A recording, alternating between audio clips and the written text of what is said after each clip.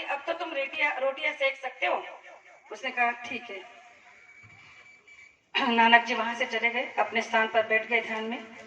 अब मर्दाना ने आटा को बेला, रोटियां बनाई और उस पानी में सेकने के लिए डालता था तो रोटी अंदर चले जा रही थी।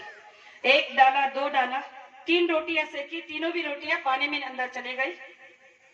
जाकर नानक जी से फिर कहा कि हुजूर, आपने तो कहा कि उस उबलते हुए पानी में रोटियां सेक लो, लेकिन जैसे ही डाल रहा वो तो नीचे चले जा रही है।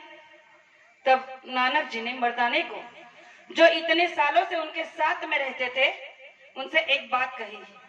उन्हें कहा कि जब तुम रोटियां सेक रहे थे तो क्या तब तुम नाम का जाप कर रहे थे?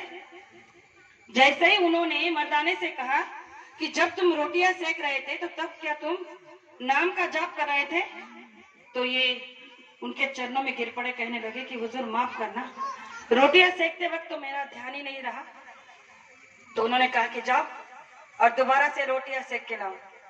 जैसे ये दोबारा से गए, रोटियां बनाई, नाम जाप करते हुए रोटी पानी में डाली तो सारी रोटियां पानी में तैरते हुए सेकी गई। जो 3 रोटियां नीचे डूब गई थी वो भी तैर कर ऊपर आ गई। और जब रोटियों को सेक कर जब नानक जी के पास परोसा गया, तब उन्होंने कहा कि इसमें से कुछ सीखा? इतने सालों से साथ में थे, लेकिन तुमने क्या सीखा? अरे इस नाम में इतनी ताकत होती है, इस शब्द में इतनी पावर होती है कि आप रोटियों तो क्या, संसार की किसी भी चीज को तरा सकते हो।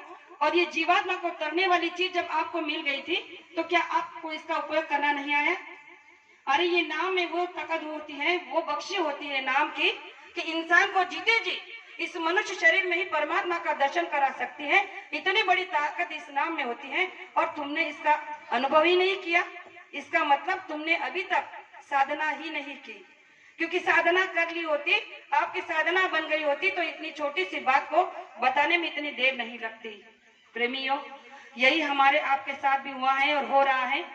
गुरु महाराज ने हमसे यही कहा है कि जय गुरुदेव नाम के साथ साथ आपको जो 5 नामों का दान मिला है, ये धुनात्मक नाम हमारे जीते जी इस मनुष्य को तार कर परमपिता परमात्मा तक मिलाने का ताकत रखता है। तो इसे हमें इस नाम को आजमाइश कर लेना चाहिए। अभी भी हमारे पास समय है, लेकिन कम समय बचा है।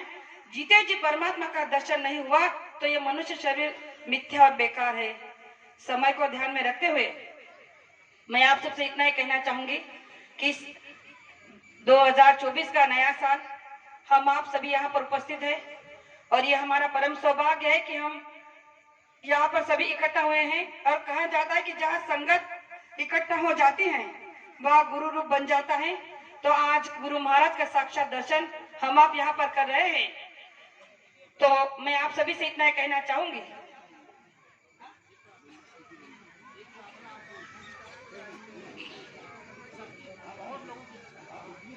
लास्ट में लास्ट